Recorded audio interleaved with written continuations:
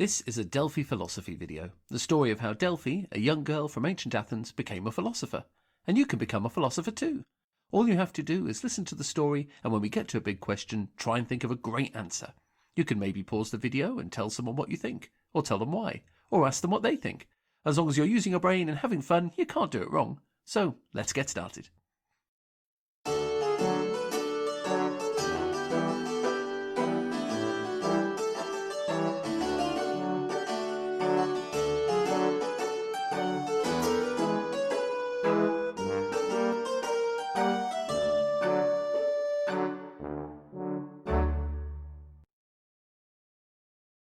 Delphi looked at the note in her hands. A person only does the wrong thing if they don't know what is right. Does that sound true? What's your first thought?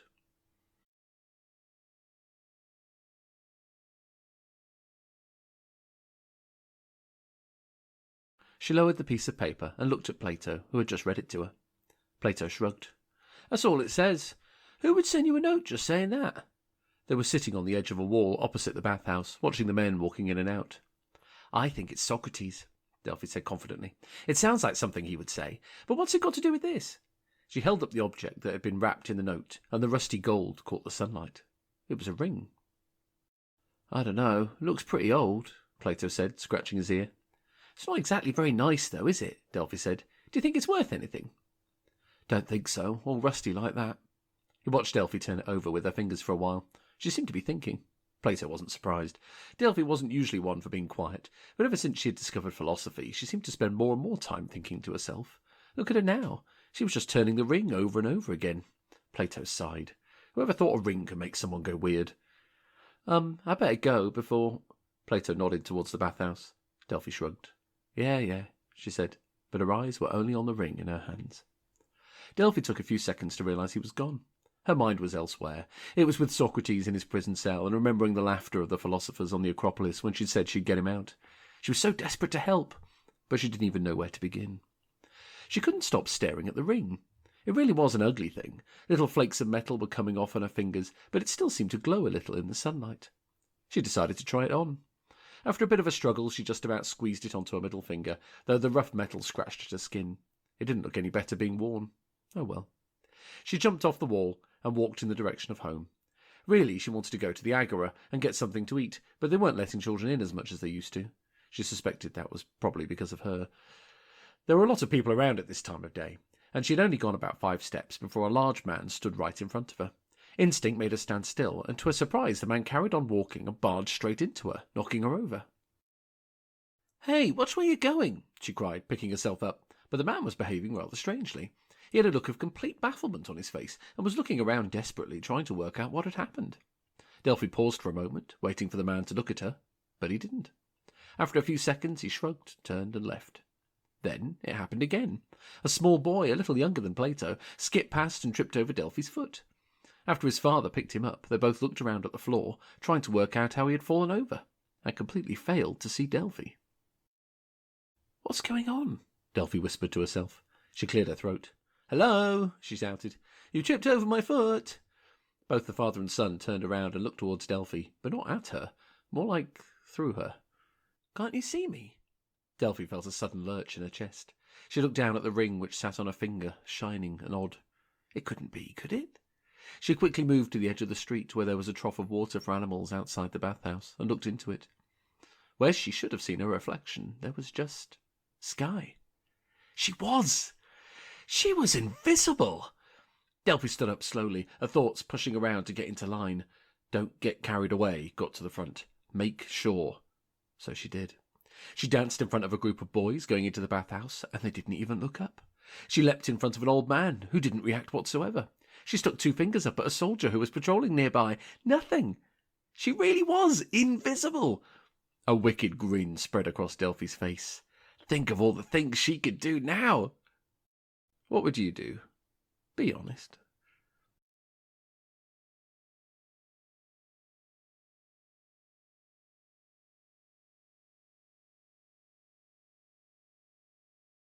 There was so much. She thought about catching up with Plato, but changed her mind at once. What's the point of having an invisibility ring if you're going to tell people you've got it? So what about the Agora. She could spend as long as she liked there now, and have anything she wanted, couldn't she? Nobody would know she was even there.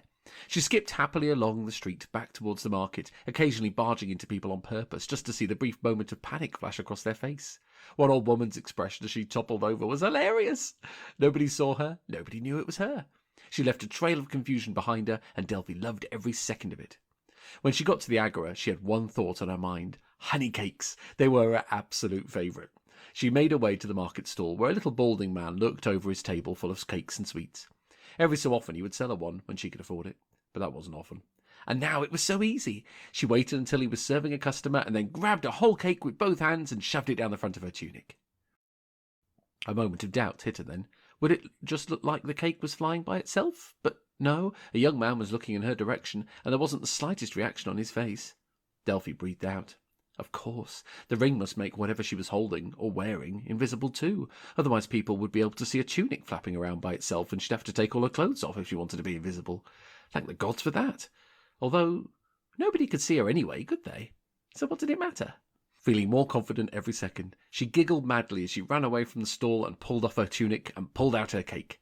She spent the next 2 minutes dancing in her pants, leaping between the completely unseeing shoppers, stuffing honey cake into her mouth, and Delphi thought it was the most glorious moment of her life.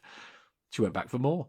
Why shouldn't she? She ate the next one sitting in the fountain, just behind a soldier whose job it was to stop people from going into the fountain.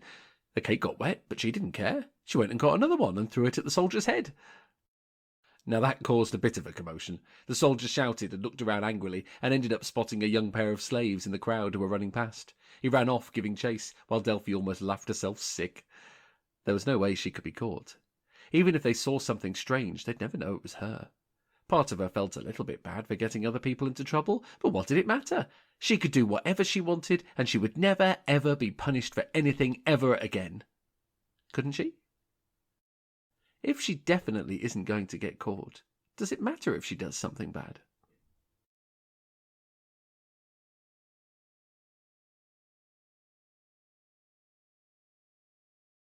By the time the sun was setting and the air was feeling a bit colder, Delphi had started to calm down a little. She hadn't taken the ring off since she had first put it on, but now she sat on the edge of the fountain, doing nothing more than looking around and watching the market traders starting to pack away.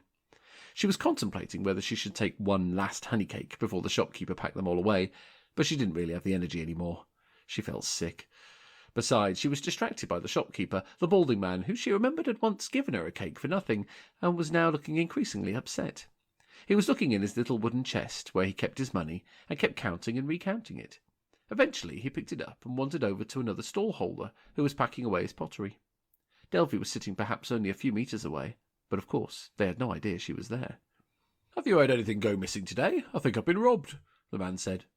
Delphi swallowed, hard. "No, I don't think so," the other merchant replied, carefully stacking his little pots. "How much are you missing?" The stall-holder stroked his beard. "I don't know exactly. I seem to have sold a lot of cake, but I don't have the money for 'em. The honey costs quite a bit, you know, and my wife took days to make 'em all. I haven't even got the coins to bring home a decent meal tonight." Delphi got up suddenly and walked away. She didn't want to hear any more about the stall-holder. However, her path was blocked by a group of angry soldiers who seemed to be arresting a young man. "I'll teach you to chuck cake around." Delphi gulped hard and walked past quickly. She was starting to feel even more sick. She was about to pass two people sitting on the side of the road when she noticed one of them, an older woman with a stick, was slumped on the ground, looking in considerable pain. A younger man with fair hair was sitting next to her. "I don't know what happened. You just seemed to trip her over on nothing. Are you sure you can't stand, Mother?" But the woman just shook her head, and Delphi ran past, and she realised there were tears in her eyes. She didn't stop running until she was good and lost. She didn't want to go home. The sick feeling was rising up and needed to come out, so she hid behind a bush and waited until she threw up. She wiped away the tears that burned in her eyes, spat on the floor, and pulled off the ring moodily. It lay, threateningly, in the palm of her hand. Delphi had never felt so bad. The anger inside her raged like a caged monster. Delphi often felt angry, but she had never felt angry at herself before. What had she done? She just hadn't thought. Even if Delphi won't get in trouble, do the consequences for other people matter?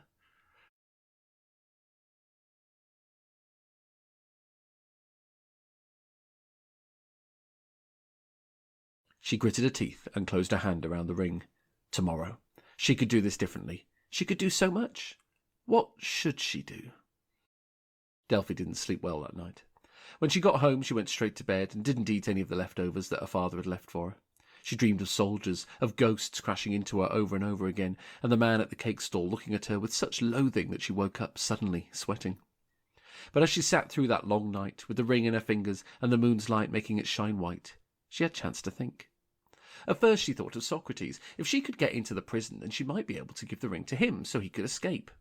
But the more she thought about it, she realised this wasn't going to work. She knew the prison building, and it only had one door, and it was a huge wooden thing with bolts and bars all over it.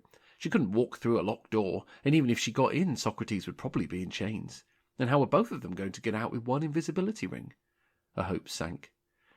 Then she found herself thinking about the note. What did it say? A person only does the wrong thing if they don't know what is right. Well, she knew what was right and what was wrong. She had stopped stealing honey cakes, now, anyway. She knew deep down that it wasn't right. So she would have to do what was right. That's what Socrates would want, isn't it? She should use it to help people instead. A little grin crept over her face, like a dog's when they eat your pudding. She could do it, couldn't she? She could stop other people from committing crimes. Instead of stealing money, she could give it to the people who really needed it. She could help people without them even knowing. In fact, she could basically be a superhero, Invisibility Girl. Delphi leapt out of bed, arms at her sides dramatically, all her energy flooding back to her. She'd show them the right thing to do. What should Delphi do? What would you do if you had superpowers?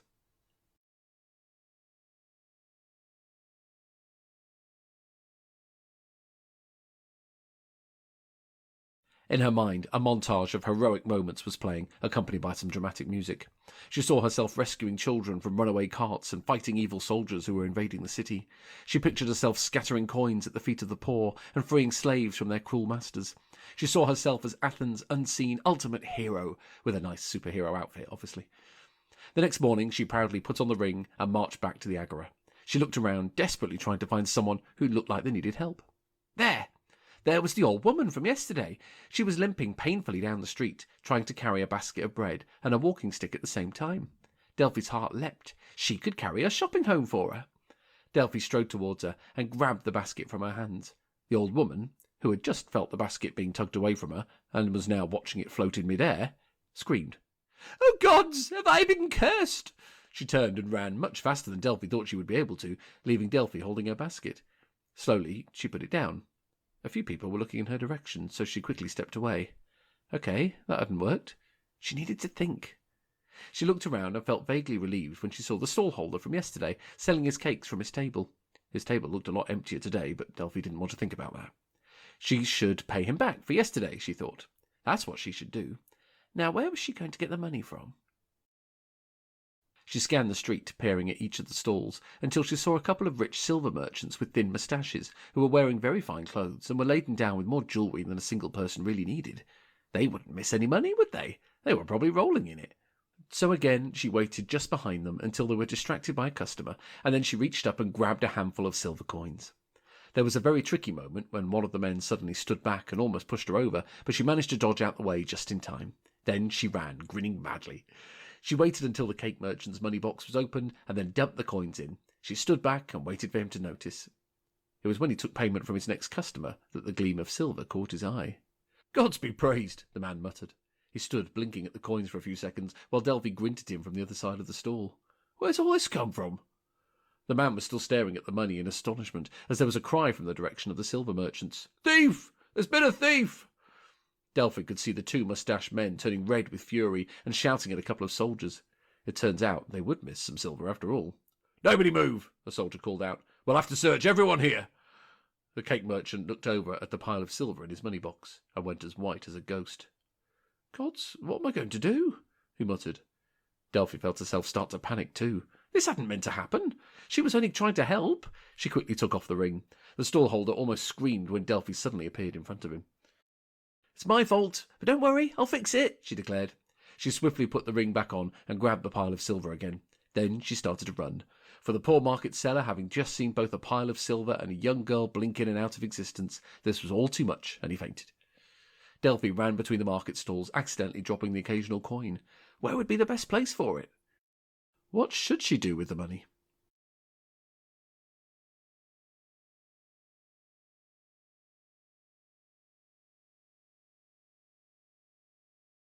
If she gave it to someone else, then they'd just be caught and arrested for stealing, wouldn't they? Even if she kept it herself, then she could hardly come back to the Agora and spend it, could she? They'd be looking out for possible thieves like her with a suspicious amount of silver to spend.